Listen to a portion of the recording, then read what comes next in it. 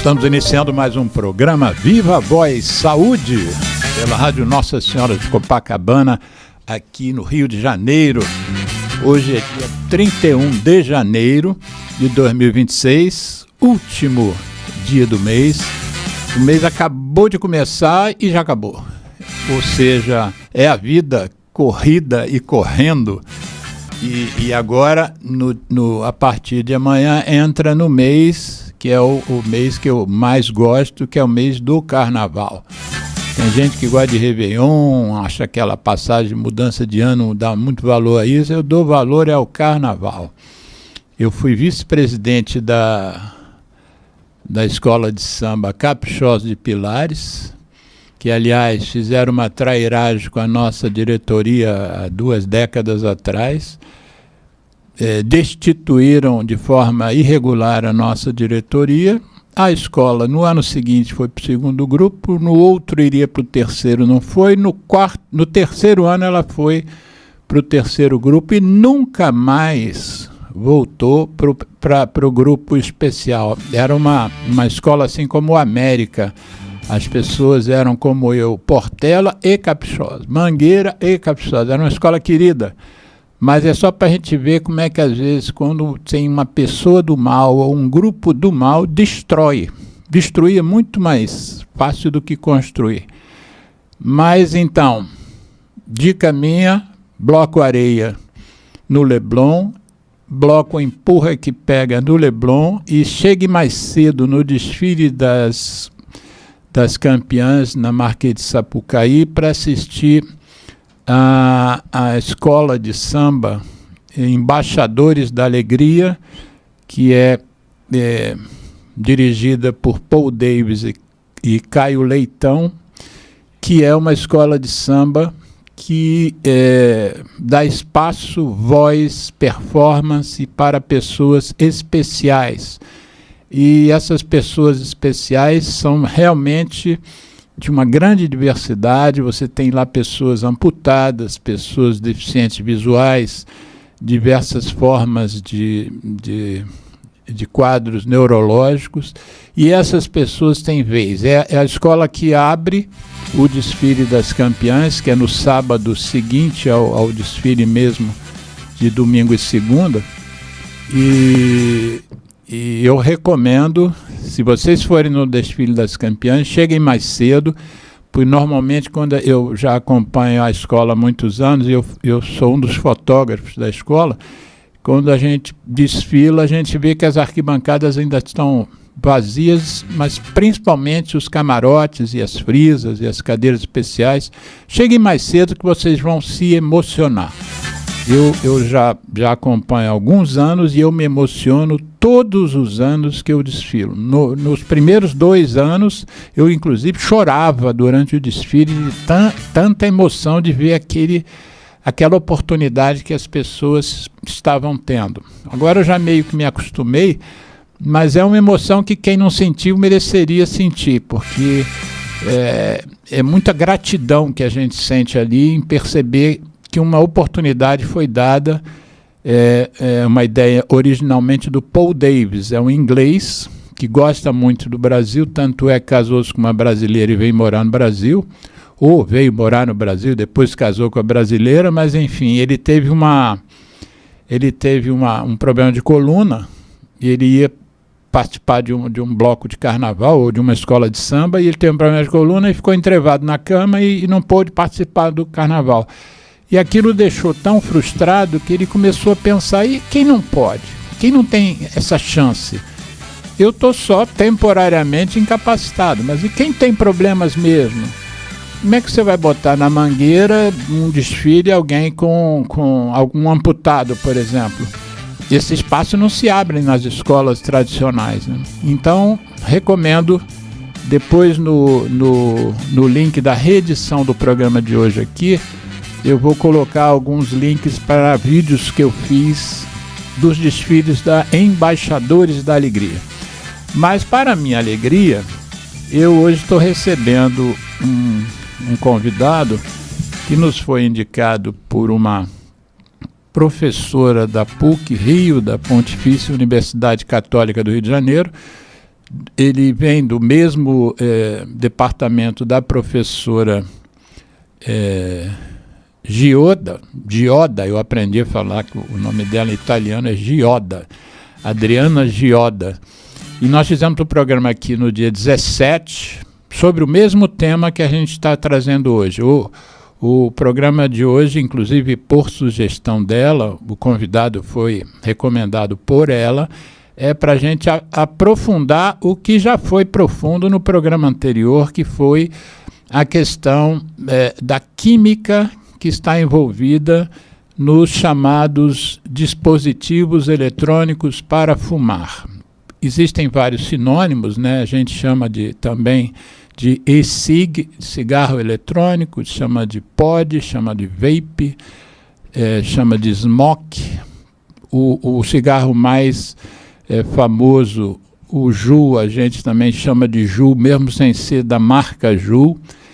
E, enfim, tem vários nomes, mas, assim, do ponto de vista formal, são dispositivos eletrônicos para fumar, que eu chamo de canto do cisne da indústria da nicotina. A indústria da nicotina estava se encaminhando para a bancarrota no sentido de perda de consumidores, em parte pela compreensão dos terráqueos de que fumar era uma roubada, mas também perda de consumidores por doenças. Então, a OMS tem um cálculo que para cada morte que o cigarro provoca, existem 20 pessoas que se adoecem gravemente. Não estou falando de se adoecer agudamente, por exemplo, uma pneumonia, que é mais comum em fumante que não fumante. Eu estou falando adoecimentos graves. E então, se nós temos 7 milhões de pessoas que morrem pelo nicotinismo a cada ano, lembrando que o Holocausto, que é um dos maiores crimes da história da humanidade, foram 6 milhões em 4 a 5 anos. O cigarro mata 7 a cada 365 dias. E, então, se nós temos 7 milhões de mortes por ano, nós temos 140 milhões de pessoas adoentadas gravemente. Então, todo mundo para de fumar.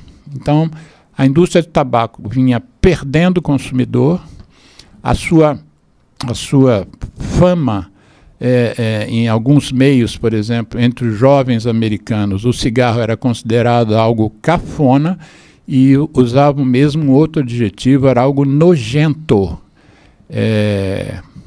E de repente, a indústria comprou algumas startups que estavam trabalhando com esse novo dispositivo e comprou várias dessas startups e está tentando ressurgir das cinzas, entre aspas, com um discurso de um mundo novo sem fumaça.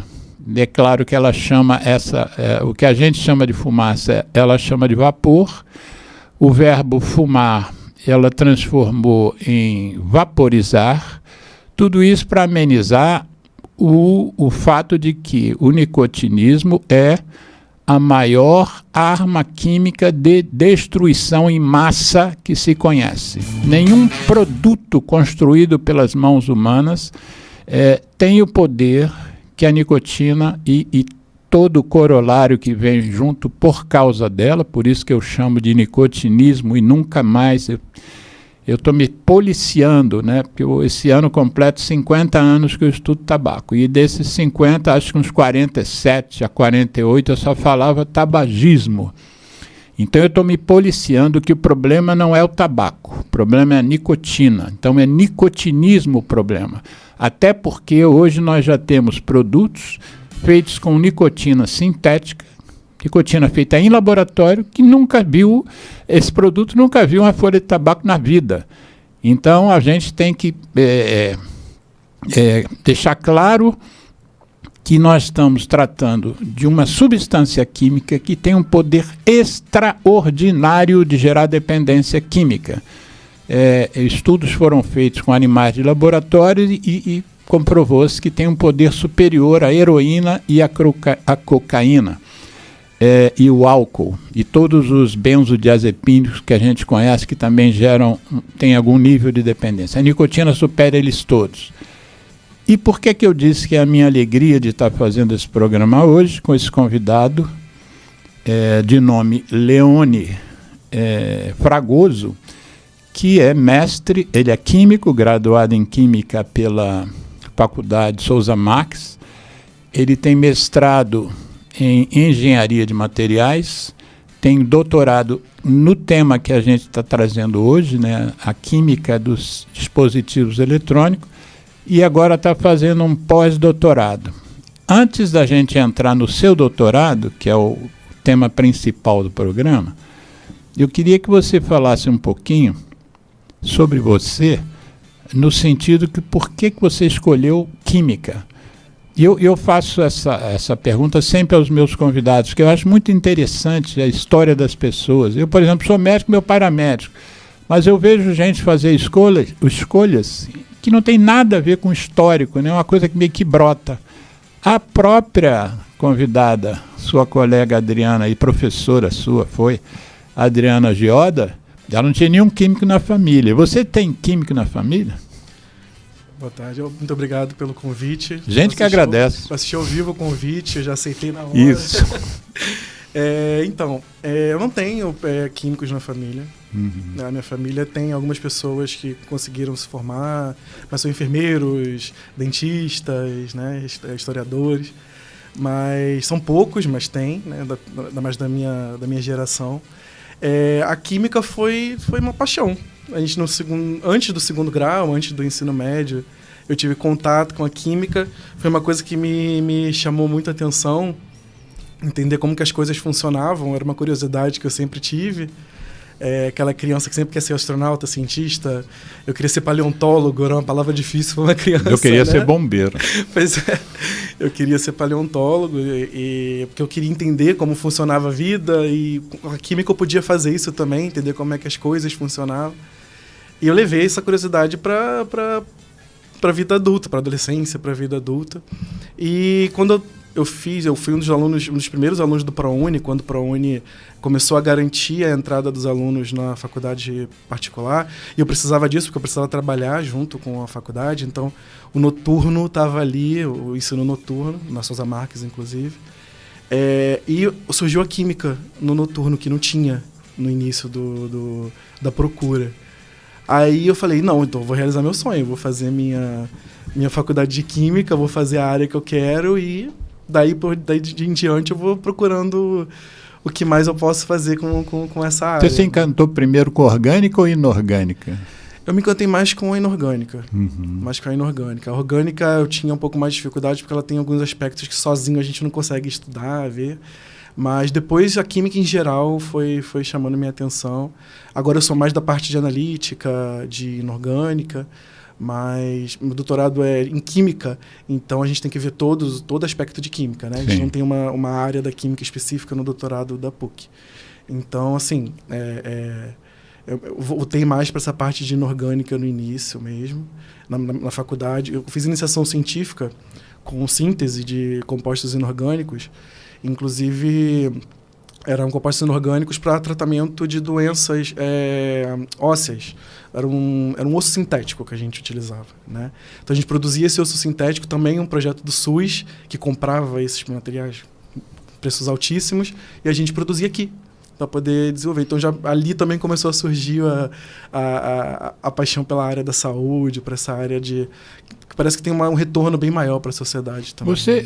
Eu pedi uns dados seus, né, para construir um mini currículo, né, para construir a chamada para o nosso programa, para o YouTube e tal. E você me disse que fez um mestrado em engenharia de materiais. E eu sou da área de saúde, né? não entendo direito o que quer dizer isso. Explica rapidamente o que foi esse seu mestrado, o que é engenharia de material? Então, lá na engenharia de materiais eu aprendi como que a gente estuda e compreende a estrutura dos materiais. Então a gente entende como é a físico-química da sua produção, como é a físico-química da sua cristalização, né? Do que os materiais são compostos, e como a gente estuda e como a gente avalia essa produção desses materiais. O meu foco foi em extração de minério. Então, foi um pouco a parte do que eu fazia antes, mas ainda assim tinha a compreensão dos materiais, de cristalização, de pureza, de purificação, no caso, né? Produzir materiais que tivessem um objetivo, né? A ideia da engenharia de materiais é essa.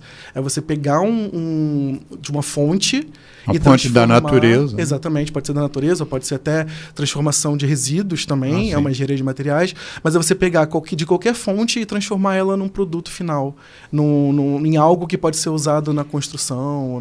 Eu sou, como já disse, médico, ativista da saúde, mas acabei um pezinho também no ativismo do meio ambiente. Eu comecei nisso por causa das guimbas de cigarro, né? Meu foco maior na minha vida é diminuir o impacto do nicotinismo no planeta. E eu e umas centenas de pessoas temos esse foco de vida. E aí, nessa história de estudar guimba, de me preocupar com guimba, eu comecei a ver o impacto da guimba no meio ambiente. Primeiro, queimando as florestas, né? 1/4 das florestas do planeta foram incendiadas por gente que joga a guimba acesa numa área, vamos dizer, se tiver estiagem, aquele fogo lambe e as árvores vão juntos.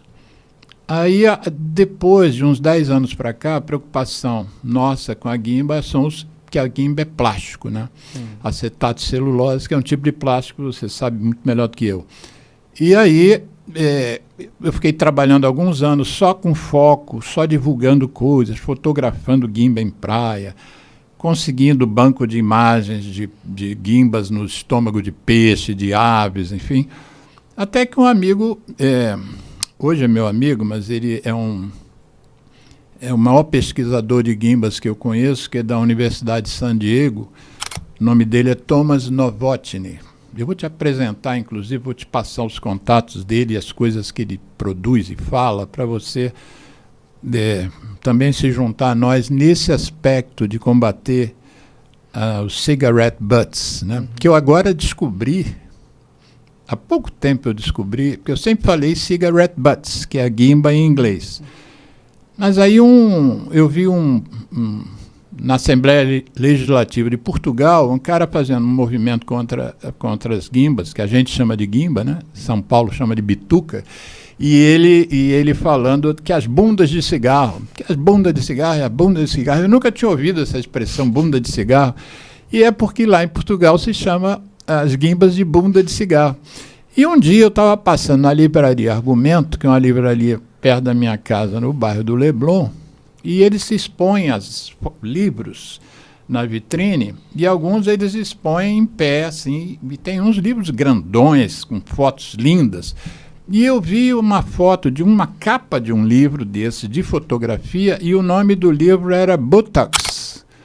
Aí eu me associei, eu tinha feito um curso de inglês para fazer vestibular, assim que o Matusalém se formou, eu entrei na turma seguinte. Aí o buttocks é bunda em inglês, né?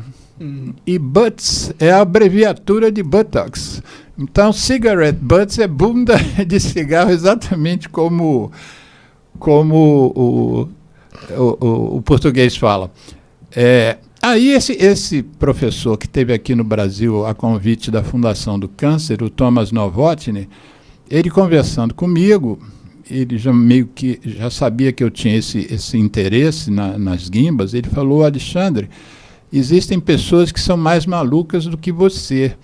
Eu falei: mais maluco que eu? Mas eu já não pode ter ninguém mais maluco do que eu. Tem os ambientalistas. Eles são muito mais malucos que você. E de repente eu comecei a conhecer experiências de ambientalistas, e eles realmente são malucos. Eu soube de uma filha de um amigo, de uma amiga, em treinamento no Greenpeace, tudo escuro e gente batendo uma nas outras com pau. E essa filha dessa menina, foi ninguém, assim, tá, eu li, foi a mãe, que é minha amiga, que contou, a filha dela quebrou o braço. Porque eles fazem essas simulações de brigas porque realmente o Greenpeace às vezes enfrenta repressões brabas, né? Mas aí, já que você fez engenharia de materiais e eu estou lidando com guimba, que é plástico, e acabei entrando nesse movimento para redução de plástico, fala para a gente rapidamente o que são os plásticos exatamente. É feito de quê? A gente fala, não, porque demora 100 anos, demora 500, aí outro fala demora 10 anos. É uma imprecisão de informação muito grande. Nosso programa hoje não é só sobre plástico, se bem que a gente podia pensar em fazer um outro programa só sobre plástico. Mas fala um pouquinho, no geral, o que é plástico, o que ele provoca na natureza e quanto tempo que ele leva para ser absorvido? O plástico, ele pode ter várias origens, né? Você pode tirar ele de forma natural, como a celulose, ou você pode produzir ele sinteticamente. O plástico, ele deriva de uma reação química, que a gente chama de polimerização, que é você pegar uma molécula pequenininha e ligar em várias outras moléculas iguais, criando uma cadeia bem longa. E essa cadeia bem longa vai formando a estrutura desse plástico, né? Então você pode ter poliamidas, você pode ter polietileno, você pode ter outros. Quando a gente usa esse nome poli, a gente está falando de plásticos, né? Essas cadeias longas dão características a esse material. Ele pode ser mais maleável, outros são mais duros. Dá um exemplo. Exemplos dessas... O PET, por exemplo, que é usado em garrafa PET. E a garrafa PET é o PET, né? Polietil. Usei o exemplo, mas não estou lembrando do nome completo. Mas é polietil tetracrilato, se não me engano.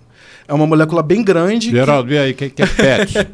Que é uma repetição desse que a gente chama de monômero, que é a moléculazinha que dá o nome, né? Então, a gente vai... Deixa eu pegar o outro exemplo aqui. Vou deixar o PET mesmo. Então, são vários polietil tetracrilatos que são ligados nele mesmo, formando essa cadeia bem grande através da reação de polimerização. Isso atrela a essa substância, ao plástico, umas características específicas dos plásticos, né? Na celulose você tem várias moléculas diferentes formando monômeros diferentes e fica bem grande também, são moléculas grandes. Então, a guimba de cigarro que eu falei que é acetato de celulose, se aplica aí. Esse poliacetato de celulose é a estrutura da celulose com vários acetatos. Então, é vários acetatozinhos dentro com o monômero da celulose. Então, você tem moléculas grandes. Essa é a ideia. Polímeros são moléculas bem grandes. Normalmente, quando falamos de moléculas, a gente pensa na água, benzeno. H2O e tal. Isso, são moléculas pequenas e que estão contidas em um local, porque tem as forças interatômicas mantendo elas líquidas ou sólidas. No polímero, não. São várias ligações químicas mesmo formando moléculas bem grandes, que a gente fala de alto peso molecular. E isso dá essa característica dela de ser mais resistente, ou ela pode ser mais maleável em temperaturas mais altas, sem quebrar essas moléculas, né? Então, isso dá a elas também uma característica de ser muito resistente, como eu falei, e demorar a se decompor. Quando está no ambiente, você tem poucas ações. Um exemplo, se você queima uma garrafa PET, você aplica um calor muito rápido. Então, uma quantidade de calor muito grande. Então, você quebra aquele monte de ligações químicas muito rápido, porque isso dá energia para aquilo quebrar muito rápido.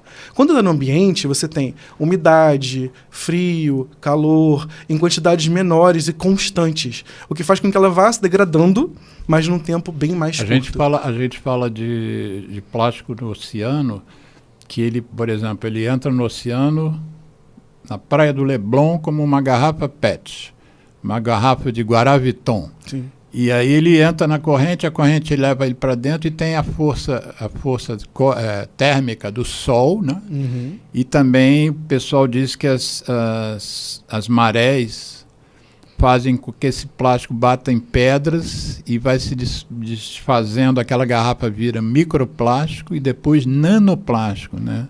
Sim. E agora eu publiquei ontem uma matéria do Globo falando que tem 20, não sei se a PUC está nessa, mas tem 20 universidades ou centros de estudos no mundo, eles quiseram fazer um estudo completo e bem diverso, estudando o impacto dos plásticos na gente, porque muito tem se dito sobre isso, né? Porque fizeram uma necrópsia de um cérebro e viram plástico no fígado, no coração. Mas o que eles querem agora é definir boas metodologias para fazer esse estudo. Vou te passar isso aí. Se a PUC não estiver nessa, valeria a pena abrir essa porta aí, né? Sim, o microplástico atualmente é uma questão que está em todas as áreas, né? Essa preocupação do microplástico. E aí você diz, como você disse, são vários plásticos diferentes, o tempo de degradação deles pode ser diferente também, né? Sim. Uma guimba de cigarro pode ser diferente de uma PET ou de um... Eu fico impressionado com o tal do isopor. E tem uma coisa que tem me revoltado e eu não entendo como é que a gente deixou isso acontecer. Eu como milho em praia há 100 anos. E nos últimos 5, 10 anos, quando a questão do plástico se agigantou como um problema ambiental, você agora tem o vendedor de milho vende com um prato de isopor e uma colher de plástico. Quer dizer, você comia aquilo na mão com aquela espiga, né? E agora você come no isopor, ele raspa, tira o milho da espiga e bota no isopor. Aquele isopor, eu vejo lá na Praia do Leblon, nego faz disco voador quando acaba de comer o milho, joga o isopor e aquilo, quando ele cai inteirinho, mas vão pisando, aquilo vira pedacinhos de isopor. O isopor é feito do quê, exatamente? É um tipo de plástico, né? O isopor é um polímero também, só que ele é mais leve, ele tem aquela característica mais leve, porque ele tem as fibras que ele forma se formam a quente. Você lança ele líquido, aí ele aumenta seu volume, isso, aumenta seu volume, ele serve como térmico também, mas ele também é um... E ele essas coisas vêm do petróleo, tudo, não? Alguns, sim. A celulose não, mas... Um isopor, por exemplo, vem do petróleo. O isopor, se eu não me engano, não é do petróleo. Não, talvez as matérias-primas usadas nele, alguns venham do petróleo, que é comum ver, por exemplo, o nylon. O nylon são só duas substâncias simples que você une elas em duas camadas e você une as duas camadas e forma um fio contínuo de uma molécula só, bem grande, polímero. Mas a maioria vem do petróleo, sim, porque é uma fonte de orgânicos muito fácil. E a gente fala muito, a gente critica petróleo, né, mas preocupado mais com a poluição ambiental aérea, atmosférica, né? E às vezes esquece que essa luta nossa para conter a questão dos plásticos também está ligada ao mesmo problema, sem ser uma poluição aérea, né? É uma poluição dos oceanos. Não precisa ser só da queima dos produtos do ainda petróleo. Tem né? isso também. Tem também esses que são... Bom, vamos deixar o seu pós-doutorado para o final do programa e vamos cair de cabeça agora no seu doutorado. Você já falou da sua escolha pela química. Agora fala um pouquinho, porque a Adriana te entregou aqui no programa que ela teve há 2 semanas atrás, dizendo que ela deu 2 opções a você. Olha, nós temos uma linha de pesquisa aqui na PUC X e tem a Y. E você escolheu a X, vamos dizer, escolheu, no caso, os líquidos dos dispositivos eletrônicos para fumar. Como é que foi essa escolha sua? Por que você escolheu esse tema? O laboratório lá é um laboratório de química atmosférica, né? Isso. Então ele tem uma linha de pesquisa. Isso, de química atmosférica. Tem analítica e atmosférica porque elas são complementares, né, para as análises. Quando eu entrei, eu não tinha muito uma área definida, e eu nunca tinha trabalhado com atmosférica. Eu ia ter que aprender toda essa parte de atmosférica. Então, quando ela me ofereceu os 2, eu pensei, eu vou seguir para uma área de análise mais química, específica, analítica, que envolve um pouco de saúde também, ou eu vou seguir por essa área que é toda nova para mim, tem que aprender essa parte toda. Como eu já tinha a experiência com a saúde, eu falei, eu vou seguir pelos cigarros eletrônicos, que eu acho que vai me dar um retorno e eu vou poder contribuir mais, né? Usar um pouco mais do que eu sei também para essa parte. Só que ela me entregou tudo assim, comece. Faça o trabalho, não tinha ninguém fazendo, então eu tive que começar do zero, Super pioneiro isso. Pois é, e começou na pandemia, começou junto com o lockdown, então eu tive muito tempo para... Particularmente você entrou nessa no início de 2020, foi isso? Foi no início de 2020. Porque as primeiras mortes da pandemia foram em 2020, aqui no Brasil, se não me engano, em março. No Brasil foi depois do carnaval, logo depois do carnaval. Isso. Sim, em março começou o lockdown. Eu tive uma semana de aula presencial, na segunda-feira da semana seguinte foi o lockdown. Aí nesse período eu pude recolher várias informações, montar inclusive uma revisão bibliográfica que está publicada na Revista Química Nova, com tudo que a gente conseguiu recolher sobre o assunto, o impacto dele na saúde, no meio ambiente e também econômica, né, de um país. Algumas dessas informações baseadas no cigarro, né? Porque a gente ainda não tem esses dados baseados no cigarro eletrônico, mas a gente já faz um paralelo mostrando isso também. Então, aí você entrou, decidiu, vou fazer doutorado, a PUC, decidiu o tema que seria estudar os líquidos dos dispositivos eletrônicos e todo o sistema, né? Não só os líquidos, mas o lítio e aquelas coisas todas. E aí você... como é que foi a estratégia? Você se debruçou nisso 4 anos, não é isso? Sim. Você encerrou isso em 2024. Não, encerrei agora em 2025, eu precisei 25. levar mais tempo. Isso. Ô, Geraldo, põe aquela matéria no Fantástico. O Fantástico, o nosso Benhur Correia, jornalista, entre outros programas do Fantástico, fez uma matéria que eu pensei, um trecho da matéria em que eles foram lá na PUC e você... e a Adriana Gioda foram os entrevistados e aparece lá o laboratório de vocês. Você está com o vídeo aí na mão? Então bota aí. Estudos internacionais já identificaram que quando o líquido dos vapes se torna vapor, pode liberar mais de 120 substâncias diferentes, algumas cancerígenas. No Brasil, o único grupo focado na análise desses líquidos contidos nos cigarros eletrônicos está no Laboratório de Química da PUC-Rio. Já são 5 anos de estudos. A pesquisa busca revelar quais são os elementos contidos nos aparelhos e o quanto eles são prejudiciais à saúde. Para testar se o líquido é tóxico, os pesquisadores colocam a substância para reagir com células de fungos e de mamíferos. A gente coloca quantidades diferentes desse líquido e expõe essas células de forma aguda. E no caso das células de mamífero, a gente tem a morte dessas células expostas ao estresse oxidativo. Outro fator de risco que o estudo apontou. Com o aquecimento, as substâncias presentes nos cigarros eletrônicos se transformam. E muitas vezes as pessoas vão estar inalando também, absorvendo também outros compostos muito diferentes do que se esperaria se fosse só propileno glicol, glicerina, nicotina e o aromatizante. A parte eletrônica dos vapes também pode liberar metais, como cromo, ferro, chumbo, zinco, alumínio e silício. As substâncias, os líquidos ficam em contato com esses metais, né, da bateria, de todo o circuito ali dentro e acaba liberando esses metais que depois são inalados, né, a partir da temperatura, né? Então muitos desses metais são metais tóxicos, cancerígenos. Estudos internacionais já identificaram que quando o líquido dos vapes se torna vapor, pode liberar mais de 120 substâncias diferentes, algumas cancerígenas. No Brasil, o único grupo focado na análise desses líquidos com... Então, gente, esse vídeo é um trechinho do vídeo, a matéria é maior do que essa, é um trechinho da matéria que eu pensei hoje pouco antes de vir para cá. Essa edição foi feita, saiu do forno.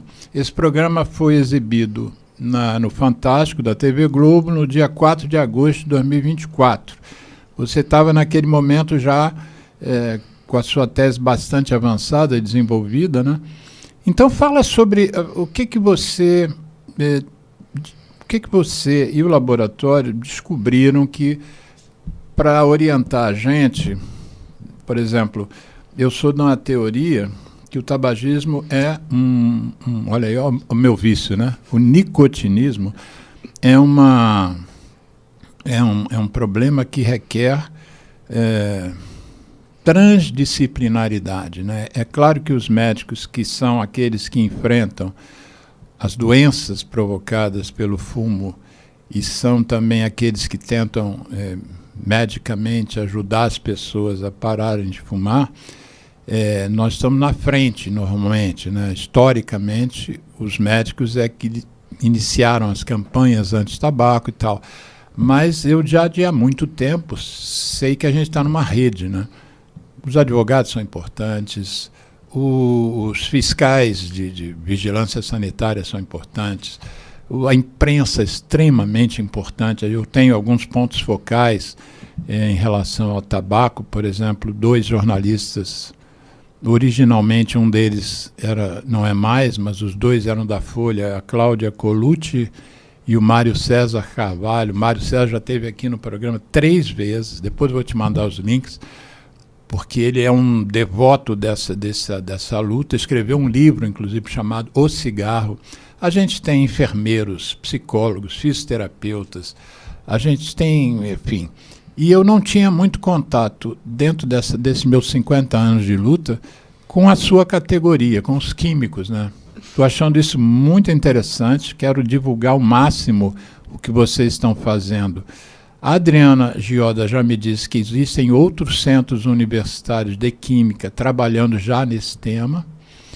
Por exemplo, parte do estudo de vocês é em parceria com a Universidade Federal do Rio Grande. Eu até questionei ela se era Rio Grande do Sul, né, lá de Porto Alegre, mas ela disse não, é a Universidade Federal do Rio Grande mesmo, né, que trabalhou dentro do estudo de você da questão da biológica, né, pelo que ela me disse, e aí eu queria que você então explicasse para a gente. Para mim, você, Adriana, e só não vou dizer que são os primeiros que eu converso e que eu acompanho o trabalho, porque antes disso, a Gisele Birman Tonieto teve aqui no programa, inclusive, o tema foi cigarro eletrônico, junto com Liz Maria, na época era do INCA.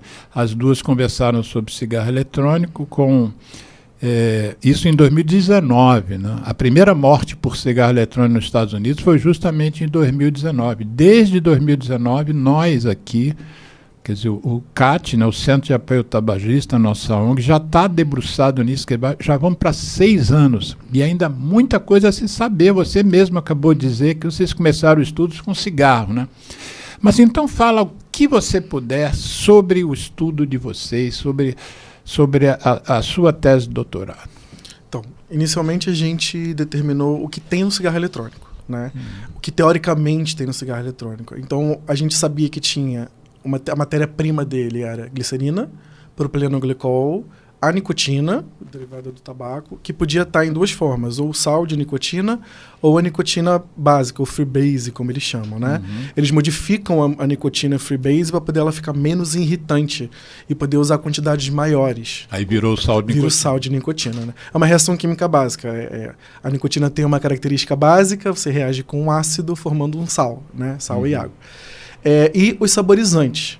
Então, existem problemas relacionados a cada um desses produtos sendo usados, sendo aspirados pelas pessoas.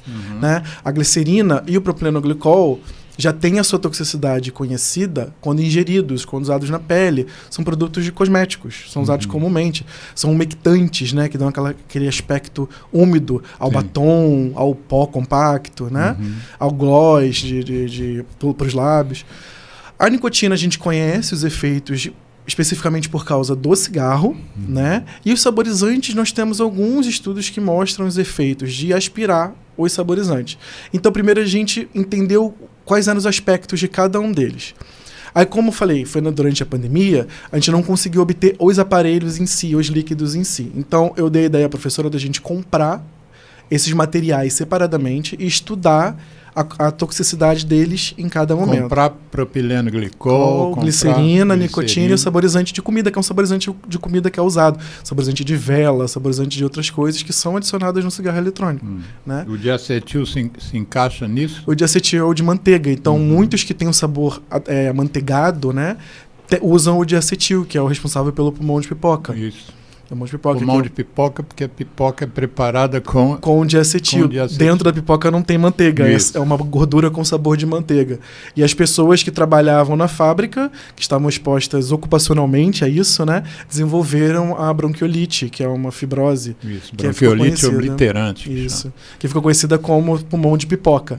Uma pessoa que usa um cigarro eletrônico e aspira isso o dia todo, ela está exposta até em condições mais severas do que uma pessoa que está está exposta no trabalho ocupacionalmente, né? A professora Adriana, ela fez um comentário dizendo que a legislação inicialmente não permitia que vocês comprassem esses produtos, esses dispositivos. Aí como é que vocês fizeram? A gente fez uma parceria com a Anvisa, que levou um tempo, levou quase 2 anos do meu doutorado, e eles permitiram a gente comprar, só que a gente não conseguia comprar porque as empresas não vendiam para o Brasil.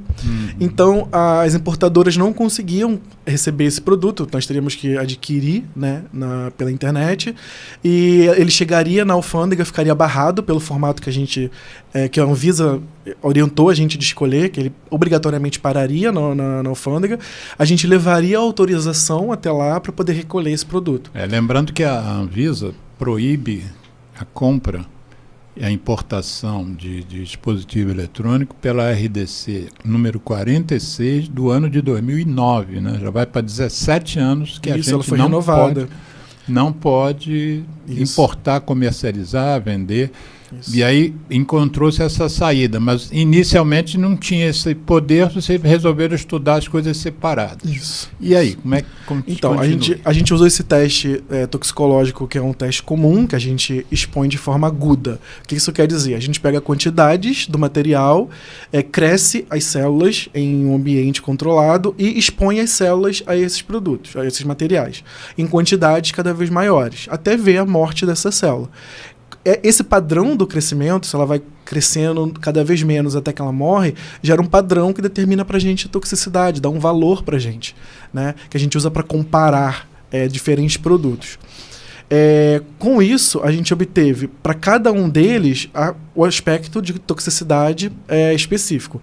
A gente obteve para glicerina, para propilenoglicol, para misturas dessas substâncias que são encontradas no cigarro eletrônico. Então, nós testamos 3 proporções diferentes. 70% de um e 30% do outro, 50-50, que é a mesma quantidade, e 30% do propilenoglicol e 70% da glicerina. O que a gente observou, que foi aquele primeiro trabalho que apareceu no Fantástico, é que a glicerina e o propilenoglicol eles já são tóxicos em exposições agudas. Nós testamos com levedura, vimos uma concentração que foi tóxica para ela, e depois testamos em células de mamífero também.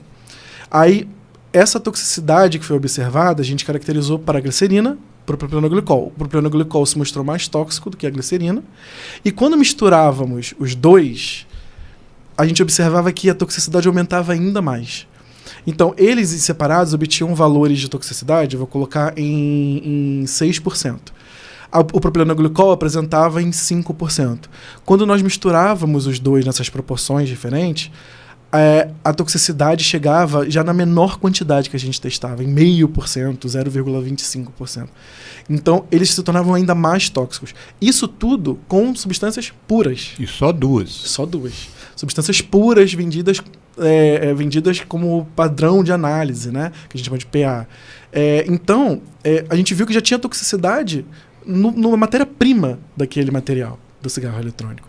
Aí agora a gente está terminando os estudos com a nicotina pura e com o saborizante puro, para assim a gente poder determinar o perfil total de cada um deles em separado. Quando você usa a palavra saborizante, você está falando de algo que a indústria adiciona para amenizar o gosto ruim e dar um bom sabor, né?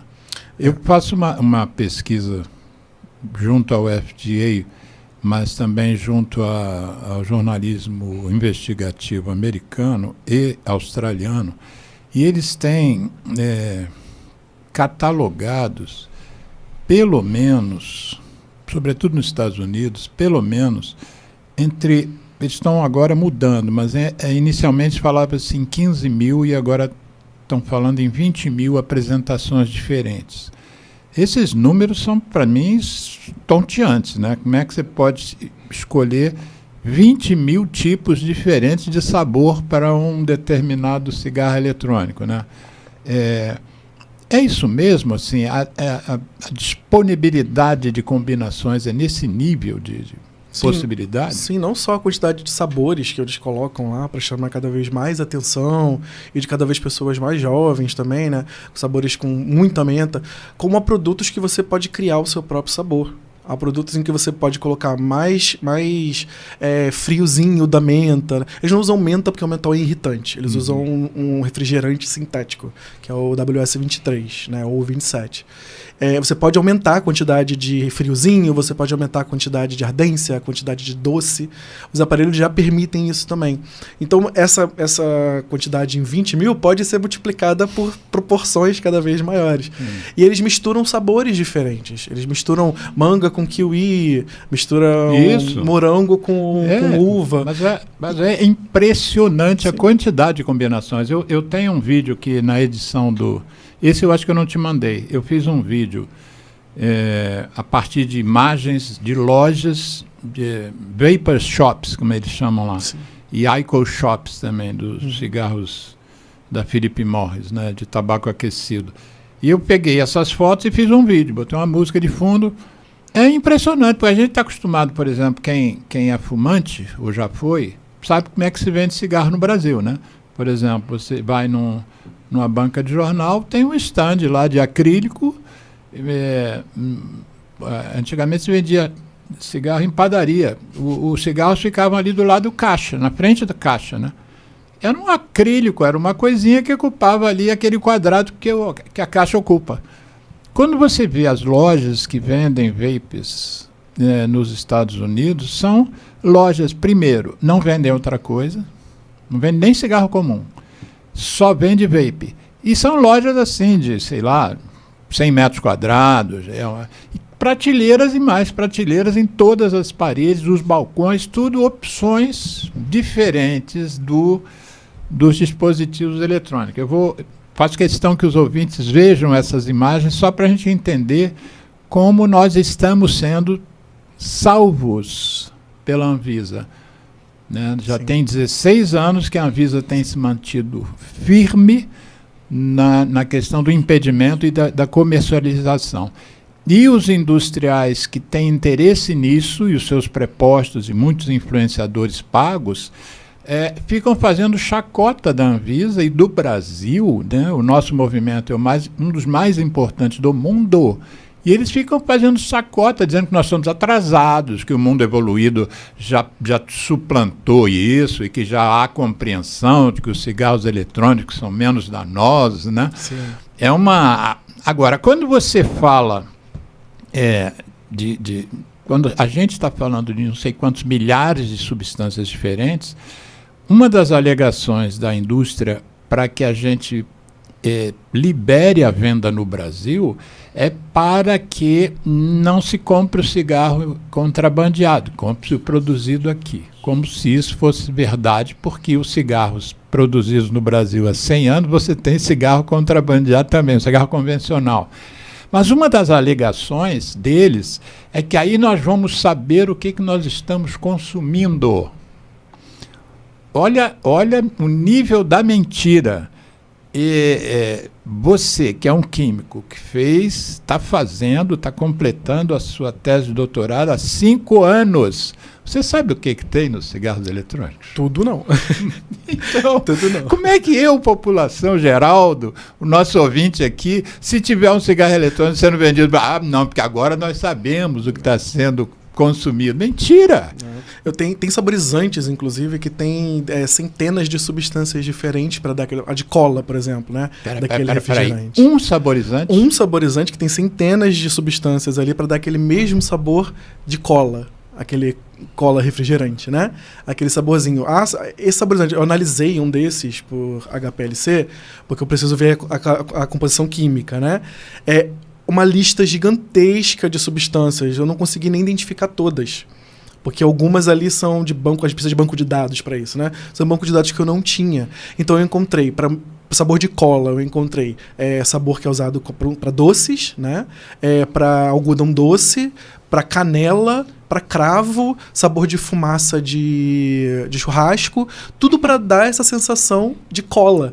Então, assim, tanto que eu avaliei melhor ele, porque foi o que deu uma toxicidade maior, né, dos testes que a gente fez. Isso já falando de líquido de cigarro eletrônico. Uma gama gigantesca de substâncias. Então, eles falam, é sabor cola. Mas a pessoa sabe, é só um saborizante. Um saborizante é o que eu pensaria. São centenas de substâncias. É difícil você encontrar uma substância só. Todos eles, principalmente, aqueles que têm um sabor mais doce, eles colocam um grupo de substâncias que dão esse sabor mais doce, né? Então, normalmente é uma vanilina, alguma coisa assim que eles colocam para acentuar, são realçadores de sabor. E aqueles que têm um sabor muito agressivo ou que não se sobressai tanto, eles colocam esse mentol ou colocam esse refrigerantezinho sintético. Porque, como eu falei, o mentol vai dar irritação na garganta. Então, tem alguns que tem quantidades altíssimas desse refrigerante, porque tem gosto de tabaco e as pessoas não gostam muito. Aí colocam esse refrigerante para poder... ultra freezing tabaco. Aí a pessoa compra uma mentazinha com tabaco. Aí parece que ela tá fumando cigarro mesmo. Só que ela tá fumando uma coisa com gosto de cigarro e com gosto de menta. Não é exatamente o que tem ali, sabe? E mesmo estudando, a gente não consegue encontrar tudo o que tem. Você está me tirando uma dúvida, sem saber, porque eu sempre, não sendo químico, eu sempre achei meio absurdo, apesar de eu repetir. Por exemplo, eu comecei a estudar tabaco em 1976. O meu primeiro livro, texto, que foi fundamental, em 76 foi fundamental um professor gaúcho, justamente da Federal do Rio Grande do Sul, o Mário Rigato. Ele me atraiu para o tema, numa conferência que eu assisti dele. E a minha base intelectual em relação ao cigarro veio de um livro de um professor chamado José Rosenberg. O nome era Tabagismo, um sério problema de saúde pública. Era o nome do livro, umas 300 ou 400 páginas, que foi meu livro de cabeceira, acho que mais de 30 anos. E então, desde então, já no livro, o que eu vou dizer já estava no livro. Na fumaça do cigarro tem 4.720 substâncias. Isso eu cresci dentro da tabacologia com esse número. Era um número meio cabalístico, porque esse número durou décadas. De repente, vou dizer, de 2 meses, mudou e passou de 4.720 substâncias para 7.000 substâncias. Do nada. Não houve assim, eu já até pedi a gente da OMS, até você tem o artigo da onde surgiu, que agora não são mais 4.720, são 7.000. E eu nunca recebi essa resposta. Todos os pedidos que eu fiz, não sei de onde veio. Primeiro, o número 4.720, da onde veio isso? E como eu não vi, mas se você ler todos os papers hoje, vamos falar em 7.000 substâncias.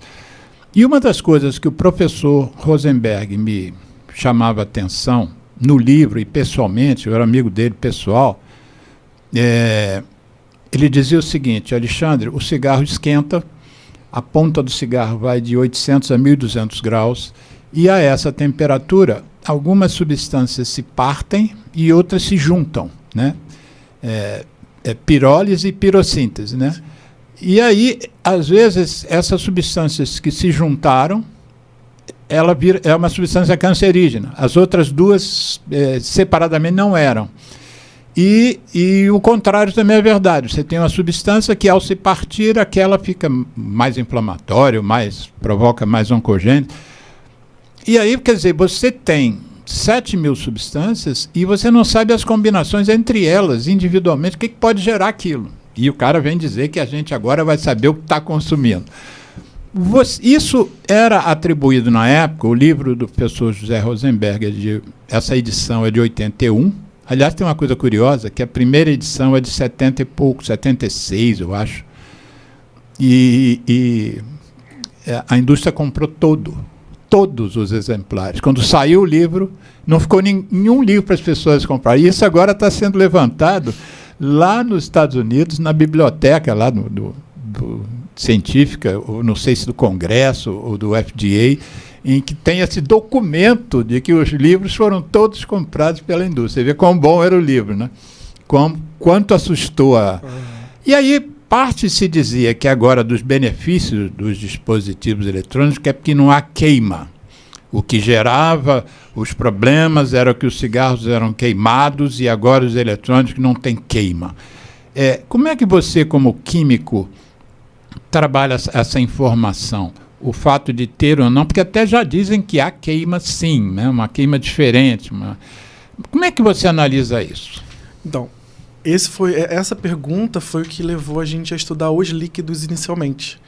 Porque é a queima que causa o problema, é o aquecimento que causa o problema. Então vamos ver a matéria-prima crua. Vamos ver a matéria-prima sozinha. Então foi quando avaliamos a matéria-prima crua. Depois, mais à frente, nós avaliamos os líquidos crus, né, sem aquecer. E eles também se mostraram tóxicos. Então, se a pessoa fala, eu estou aspirando ele, o problema do cigarro é a queima. Se você aspirar aquilo com um inalador convencional que usa ultrassom, que não queima realmente, você vai desenvolver o mesmo processo inflamatório, porque as substâncias que tem ali já são tóxicas. Você vai gerar um processo inflamatório. Não vai ser o mesmo da queima. Por quê? O cigarro eletrônico realmente ele não queima o material. Tanto que a queima é um problema no cigarro eletrônico, quando você tem o chamado dry puff. Quando você tem pouco líquido e aquele pouquinho de líquido recebe toda a quantidade de calor produzida e sofre uma queima, uma combustão realmente. Esse não é o ideal dele. O ideal é o líquido estar em volta daquela... É uma resistência metálica, igual de chuveiro elétrico.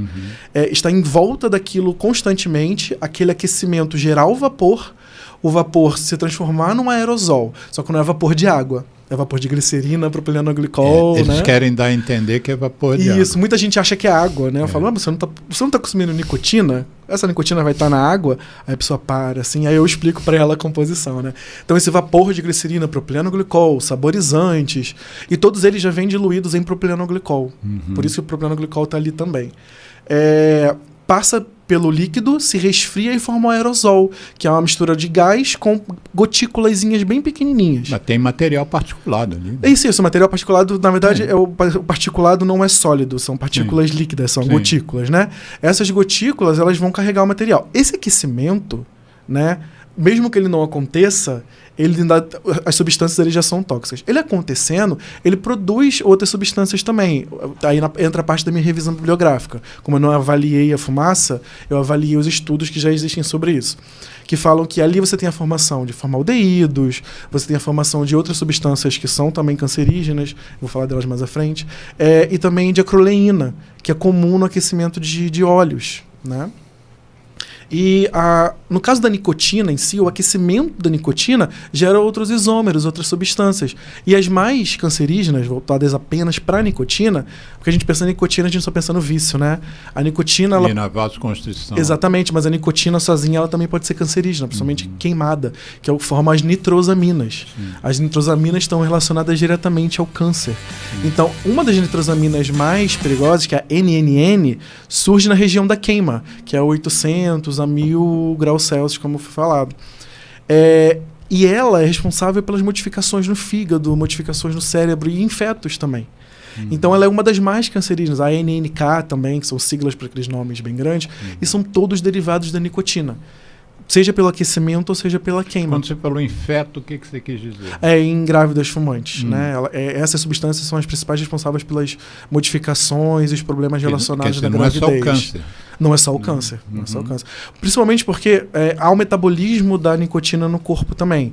Ela entra na circulação, vai para o fígado, é metabolizada e também formam-se as nitrosaminas.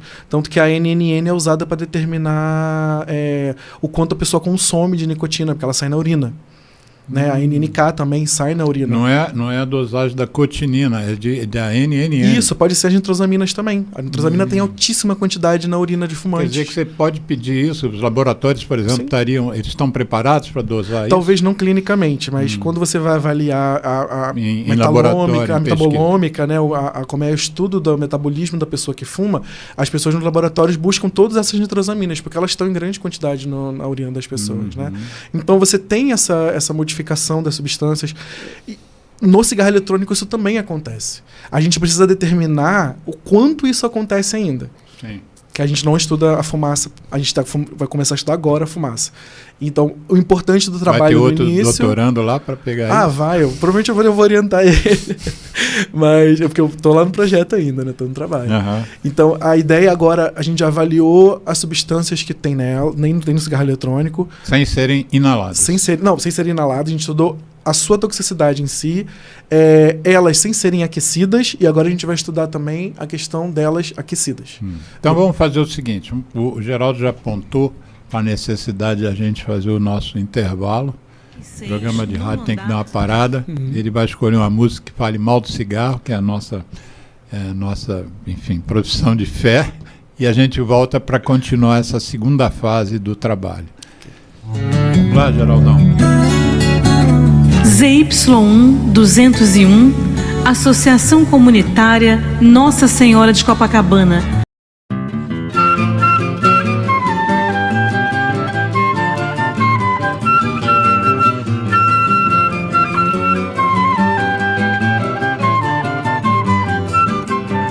Eu sou fumante à luz do sol e do neon. Quem não gosta de cigarro desconhece o que é bom. Pra tosse também não sabe que a bronquite infernal, juntamente com pigarro, são meu charme matinal. Vivo soprando por aí muita fumaça, com alegria, pose e graça, perfumando os salões. E assim de cores consegui os tons mais belos. São meus dentes amarelos e marrons os meus pulmões. Para meus brônquios alcatrão é vitamina e a doce nicotina, esperança de troféu. Pois do tabaco hei de ter a minha flor, um fantástico tumor que me levará ao céu. Mas se não ganho afinal o caranguejo, ainda há um desejo que eu quero consumado. Já que eu não posso ter de tudo, eu quero parte, pelo menos um infarte pra também ser safenado. A impotência não assusta, camarada, vale mais uma tragada que o prazer sexual.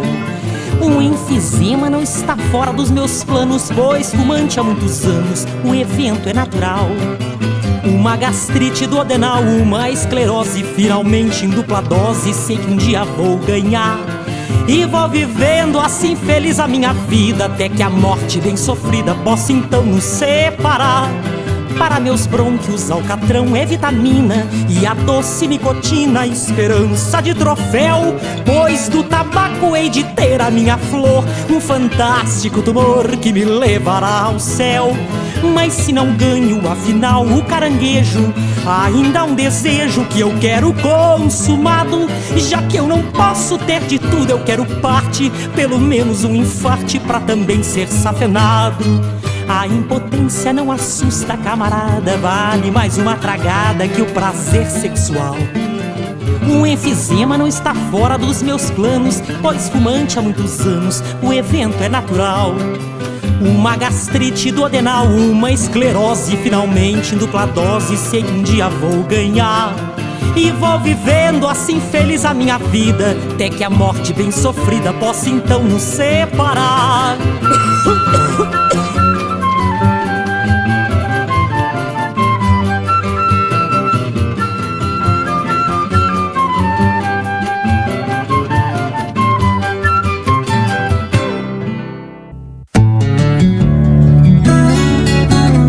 ZY1 201, Associação Comunitária Nossa Senhora de Copacabana, 98,7 FM, a onda que chega ao seu coração. Rua Hilário de Gouveia, número 36, nono andar, Copacabana, Rio de Janeiro.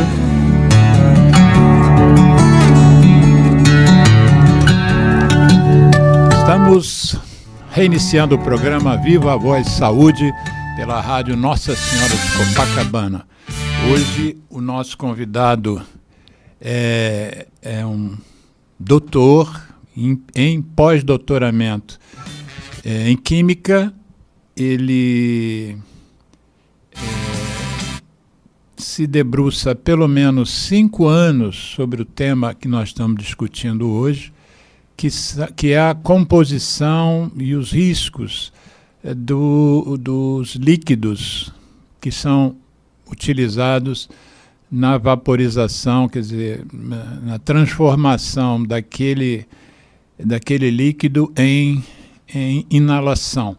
O estudo até agora tem analisado o líquido propriamente dito e separadamente, sem a inalação. E agora, quando encerrou o primeiro bloco, ele começou a dizer como é que vai ser agora o estudo que está sendo proposto, sendo pensado no Laboratório de Química Atmosférica da PUC-Rio, e eu até brinquei que precisaria de um outro doutorando para fazer o que ele fez, está fazendo nos últimos 5 anos. Então nós estamos falando sobre ciência aqui, o programa hoje está sendo com esse foco, né, sobre a pesquisa, sobre informação de qualidade. E eu queria eu trouxe aqui vou pedir ao Geraldo para ver se a capa do livro está aparecendo aqui na câmera. Sobe mais. Isso. Eu fiz um comentário com a nossa convidada também da PUC, Adriana Gioda, sobre esse livro que eu ganhei da minha nora. Está aparecendo aqui. Tá. O meu presente de Natal, de amigo oculto, é um livro que sobre o qual eu já tinha lido muita coisa, virou um documentário muito bom, mas é a primeira vez que eu vou ler o livro totalmente. Chama-se Mercadores da Dúvida. E tem um subtítulo que diz o seguinte: como um pequeno grupo de cientistas distorceu fatos que vão do tabagismo às mudanças climáticas. Deixa eu explicar para vocês o que são os mercadores da dúvida. Nós temos nos batido muito pela adoção da ciência na tomada das decisões. A gente viu o que aconteceu, por exemplo, com as pseudociências durante a pandemia de SARS-CoV-2, a Covid-19 aqui no Brasil. Mas existe um problema aí, porque muitas vezes cientistas se bandeiam para um determinado lado e usam da ciência, entre aspas, para se contraporem a descobertas científicas, né? E isso aconteceu em relação às mudanças climáticas, tanto assim que quem fez o prefácio da 9ª edição desse livro, a 9ª edição norte-americana desse livro, que saiu em 2020, a 9ª edição, foi o Al Gore. O Al Gore é o ex-presidente dos Estados Unidos, que infelizmente não perdeu a eleição. Ele poderia ter sido presidente dos Estados Unidos pelo Partido Democrata, e teria sido um grande ganho para o mundo. O Al Gore é um sujeito que é dedicado ao meio ambiente, escreveu um livro chamado Uma Verdade Inconveniente, que eu sugiro que quem não leu, leia. Um livro de leitura rápida, não é um tarugo desse aqui, mas o Al Gore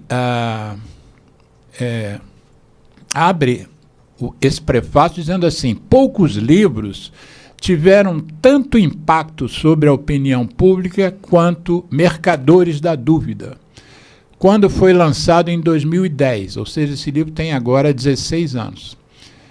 10 anos depois, ficou evidente que essa obra de referência não apenas resistiu ao teste do tempo, como se tornou ainda mais relevante, em um momento no qual a democracia, a verdade e a razão estão sendo violentamente atacadas em tantas nações do mundo. É assim que ele abre esse livro. Então, primeiro eu queria ouvir, antes da gente retomar aquela nossa momento da conversa em que a gente parou, eu queria que você fizesse algum comentário crítico sobre... Você é um cientista, né? Você, todo o pessoal do laboratório da PUC-Rio, vocês fazem ciência. Que críticas você faz e como a gente tem que valorizar isso que eu imagino que esteja condensado aqui nesse livro? o uso da ciência para o lado, vamos dizer, dos interesses das corporações, como no caso do tabagismo, do nicotinismo. Pois é, a ciência está atrelada também ao desenvolvimento humano, né? E viver numa sociedade que o desenvolvimento é medido pela quantidade de lucro vai levar em algum momento a esconder determinadas coisas para que esse lucro se mantenha, né? Ninguém vai em algum momento vai descobrir alguma coisa que querer levar, né? Isso a perda do capital, a perda do lucro. Então, uma coisa que eu sempre bato, a tecla que eu sempre bato em toda discussão que tem, principalmente na PUC, lá tem vários simpósios em que eu sempre trago essa informação, que é a criação da função do trabalho de cientista. Se você tem a função de cientista, você tem um profissional ao qual recorrer quando esse tipo de coisa está em questão. A pessoa publica um vídeo viral falando super bem sobre cigarro eletrônico. Não há uma autoridade para falar sobre aquilo. Não há uma autoridade, não há ninguém que seja assim, essa pessoa é um cientista que pesquisou determinada situação. Porque essa função não existe no Brasil. Não há especialistas, você não tem a função de especialistas, o cientista, no caso. Mas se você tiver essa pessoa, a indústria não vai querer cooptar essa pessoa para que ela fale o que ela quer? Mas aí ele vai ser o cientista da indústria. Sim, mas a gente tem isso aos montes hoje em dia. Sim, sim. Gente que era, vamos dizer, do nosso lado, na Inglaterra, nos Estados Unidos, no Canadá, na Suécia. Uhum. Um dos testes que a gente faz para ver a dependência química em nicotina foi bolado por um sueco. Esse sueco está falando bem do cigarro eletrônico, né? Sim, mas isso também auxilia na criação de órgãos de controle. Por exemplo, a organização, a OAB, ela controla o que os advogados podem administrar, podem fazer na sua função, né? Exercendo sua função. Alguém controlaria o que o cientista... Existe um órgão que vai ser baseado e criado, desenvolvido, administrado por cientistas e que vai garantir que existam práticas que sejam não obrigadas, né, mas práticas que vão condizer com o cientista. Se você não segue aquilo, você não tem um registro, você não tem uma qualificação. Que é o que já existe, só que ela existe através de como a pessoa ela é vista na comunidade científica, mas não existe um órgão, não existe nada que vá dar credibilidade para ela. Eu te chamei de cientista porque você faz pesquisa, está ligado a uma universidade, aprendeu a fazer pesquisa durante o mestrado, doutorado e agora no pós-doutorado. Eu sei que você é um cientista, mas na verdade eu te apresentei como químico. Sim, eu sou químico, minha função é químico. Até o doutorado minha função era estudante. Sim. Eu desenvolvendo pesquisa, criando desenvolvimento para a humanidade. No mestrado eu desenvolvi um método de extração para uma empresa, extração de potássio para enriquecer fertilizantes. Eu era uma pessoa que estava criando ciência. E a gente pode criar ciência desde quando a gente é criança. Sim. Entende? Mas ficar nessa questão etérea de aprendizado sempre, para mim, isso é uma minha opinião como cientista. Sim, né? Interessante. É uma coisa que tem que ser valorizada como uma função de cientista. Né? Em outros países você tem isso. Você tem cientista em nível técnico, em nível superior, em nível de mestrado, em nível de doutorado. E eles são tratados como trabalhadores, porque eles estão desenvolvendo conhecimento. São contratados como cientistas. E isso é uma forma de transformar o conhecimento em capital. Quando o conhecimento vira capital, ele ganha tanto reconhecimento quanto o capital financeiro ou o capital que é de produção, quanto o material. Então você vai dar ao conhecimento a mesma força que o capital tem. Entendi. Então, essa é a minha visão, assim, o que eu busco. Adorei. Sempre. Não, eu acho que temos que fazer um outro programa agora sobre isso. O Geraldo, no intervalo, eu pedi para botar uma música que falasse mal do cigarro, ele escolheu uma música chamada Fumante, do Rômulo Marinho, que já nos deixou, e ele faz uma música, uma picardia sobre os males que o cigarro provoca, só que ele brinca com eles todos.